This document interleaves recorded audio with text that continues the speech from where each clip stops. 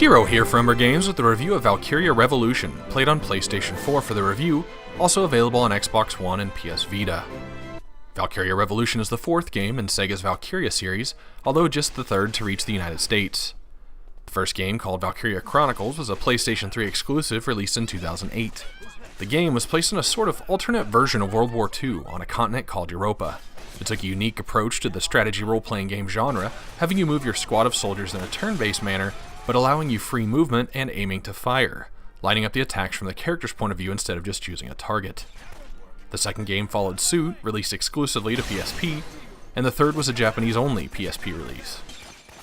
Then we come to Valkyria Revolution, chronologically a prequel, where we sit with two historians as they discuss the events of what came to be known as the Liberation War, and the 5 traitors that were pulling the strings. What I would consider the main playable character, Amlet Gronkar, he's part of an elite unit known as a Vanguard with the army of Jutland as they fight for what appears to be revolution from the Rusi Empire. Now, where previous incarnations were the turn-based strategy RPG, Revolution trades that in for something that ends up somewhere between Dynasty Warriors and what I call an auto-attack RPG like Dragon Age. You take a party of 4 unique characters, each with their own signature weapons containing mana engines into each scenario, fighting enemy troops and tanks. The game will generally aim your character's actions at the closest target, but you can press R2 to lock on and the stick to switch between them. You can press the attack button once to initiate a brief melee combo, or use the triangle button to open up what is known as the battle palette, where you can choose from that character's equipped Ragnite, pieces of azure mineral that alchemists have tapped for abilities and technology, or from a limited supply of equipped secondary weapons, including firearms and grenades. When you choose an action, it depletes that character's action bar, and then must wait for a preset amount of time before acting again. During the recharge time, you can evade with circle, or raise your weapon to block by holding square. There's also an odd combination of crouching and vaulting over an object being assigned to the same button, so when you're trying to take cover from a hail of gunfire, you might just go jumping into it. Strangely though, just pressing forward while holding the circle button will vault you over too. You can switch between characters at any time with up and down on the D-pad, which is often easier than giving commands to other characters through the battle palette. While you're in the battle palette though, or aiming with your abilities and secondary weapons, the game is paused, giving a similar effect to previous entries in the series. Abilities consume a character's RP, which I assume to mean Ragnite points, which do regenerate during the course of battle. New Ragnite can be gained by defeating enemies. Each Ragnite has an element and a rank, and a character has to be ranked in that element in order to equip it. There are also class specifications on who can equip which. Characters can elevate their elemental rank by going to the weapons factory and choosing to upgrade their weapon. Each weapon has a unique node design, and you feed the weapon Ragnite you don't need anymore, which grants points toward unlocking each node. Nodes include elemental rank, melee damage, RP max up, weapon piercing, etc. You can sort of draw a correlation between upgrade points and the rank of a Ragnite, but some Ragnite are more pure than others, offering additional buffs or extra damage against specific units.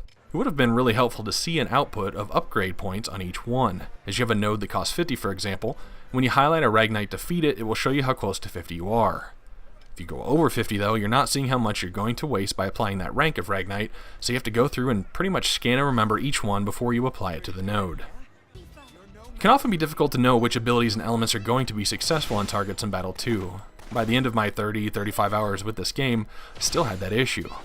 A wind or lightning projectile is supposed to be super effective on tanks, but sometimes it was and sometimes it wasn't. Guessing it has to do with the bonuses I was talking about, which really calls into question the need for them to be elemental at all, except for a few bosses that showed elemental weaknesses. Because of this, most of the time you'll probably find yourself utilizing just melee attacks, and with the action bar mechanic you'll find yourself just mashing the button through multiple hours of combat with scenarios that can include fights with 20 soldiers simultaneously. As mentioned, there are several playable characters in the Vanguard unit, and while they will receive some experience whether they're used for a particular battle or not, in a few of the story missions you'll be required to use them. So if you haven't been upgrading their weapons to increase their power, you can find yourself in a situation where you'll have to do some grinding. Which, let's get to the mission structure. The game is divided into a prologue, 10 chapters, and a rather long finale. The story is told between 2 historians, one of which has a book where you can review cutscenes and your ranking on previous missions. When you're ready to take a mission, you travel to military headquarters, where you see an overworld map and whether it's under Jutland or Rusi's control.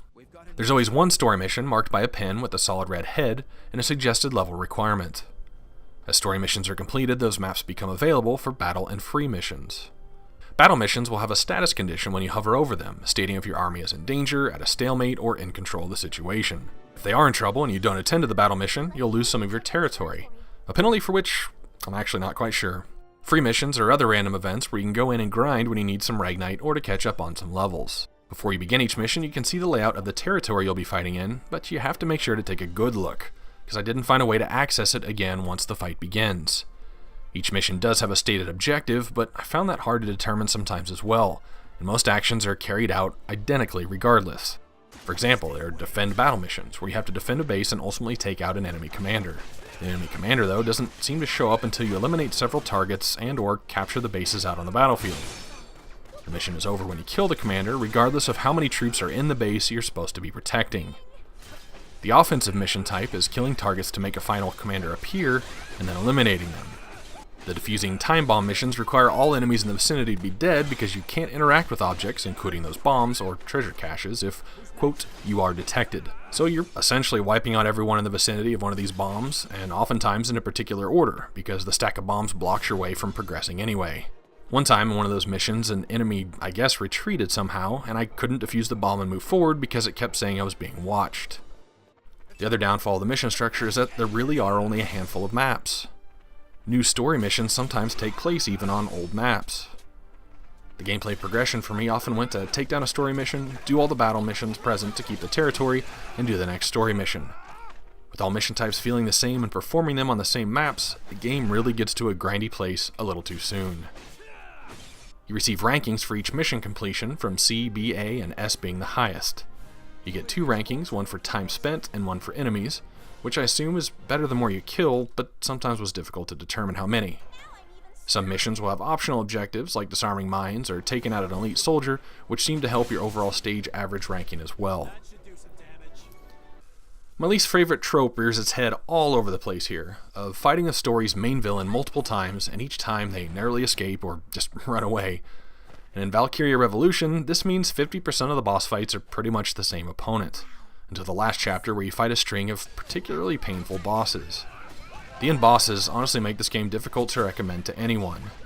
Now, as I mentioned, my gameplay loop was to grind out the battle stages in between stories, and all the way until Chapter 9 this kept me level appropriate. Then all of a sudden expecting me to be 10 levels higher than I was, probably equaling close to another 10 or 15 hours of grinding just to reach that. I went ahead and attempted it at my level, and the stage took about 51 minutes, which I thought maybe I was doing something terribly wrong, but I still got to be on my time ranking. Half of the time during these fights, you're just walking around resurrecting your teammates that wouldn't get out of the bright, blinking red danger zones of the boss moves, and you're forced to revive them. When a team member goes down, you have 60 seconds to revive them starting out. Sometimes with multiple resurrections, the timer will decrease to 45 or even 30 or 15 starting, but I never lost someone to a countdown. All that to say, your teammate's AI is often pretty questionable, from standing there watching you attack while the setting is on offense, to not getting out of the boss's way when their setting is on defense. Before engaging in a mission, you can check reports, basically little objectives you can complete for money and Ragnite shards. These include things like killing a target number of troops with a specific element or secondary weapon, or opening a few treasure chests, or eliminating X number of elite soldiers. The cash rewards are pretty minimal, and the Ragnite shards can be exchanged for full Ragnite randomly drawn from an element or class of your choice. You can also receive materials like textiles and metal that can be used to order pieces of equipment from the tailor. Most of these materials can also be purchased via vendor, making the shards the only thing really of value. The reports do seem random and keep coming with no end in sight. Equipment is comprised of 4 slots, coats, boots, gloves, and a pouch. You can buy pre-made items from the tailor, or submit 3 materials at a time with varying effects as an order, to retrieve after a battle or 2. Equipment set is for the squad, there's no individual equipment, so everyone gets fire resistance, or urban advantage, or melee attack power boosts. There are a handful of secondary firearms and grenades to choose from, and they can be increased in power by paying for research and development in the weapon factory. There are various forms of rifles, sniper rifles, machine guns, and missile launchers, and for a small fee, a newer version can be unlocked with various effects. Grenades and smoke grenades function the same way. When in battle, you have a limited amount of ammo, but if you capture a base on the battlefield, you can get some of that back. Next, the cutscenes. In the first 2 hours of gameplay, I probably spent about 10 minutes actually controlling a character or making any input. Now, if you want to know what's going on, you have to watch these fully voice-acted cutscenes, with no speeding up dialogue for you just to read subtitles. The game is built on Sega's Canvas engine, so it has a unique look.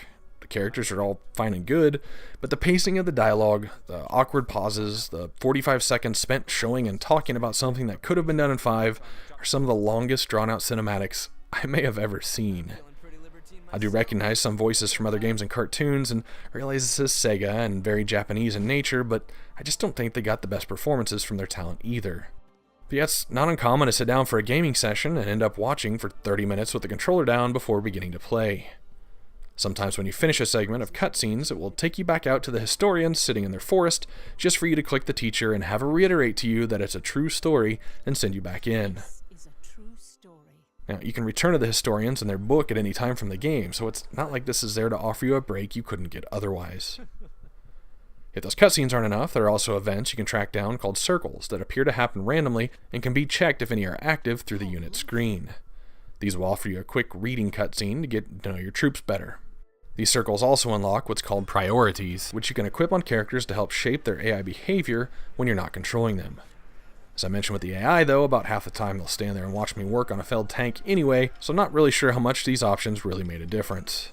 Now, as usual, I try and stay objective as possible during reviews. I had friends asking me how the game was when I was playing, and I didn't dread or not want to play it, but I honestly had trouble finding a positive thing to sell it with. The cutscenes are extremely long and not well done. The battles are repetitive and grindy. The objectives all feel the same and there are only a handful of maps. Characters were pretty superficial and one-dimensional. Finding enemies' weaknesses to abilities was tiresome, and it usually just seemed to be bonuses on the Ragnite. Completing reports weren't really worth the effort. Pretty much have to do tons of side battles to keep your level relevant. And most boss battles were just hacking away for 20 to 60 minutes. Now, the leveling system with the nodes being different for each weapon was kind of cool, but not having a clear value or rank on the Ragnite tainted that a bit. And it got monotonous too during periods of several upgrades. On this side of completion though, I will say it's sad that there was such a weak vessel for some of the themes present in early game. Seeing the 5 traitors, 5 powerful people in politics, military, and media, and how public opinion can be altered and swayed by presentation of facts is a very interesting theme to play with in this political climate, or heck, any political climate. Would love to see a game pick up something similar and let you make choices and shape a story from multiple viewpoints like this. As it is though, it hurts to see the direction the series went after enjoying the first so much.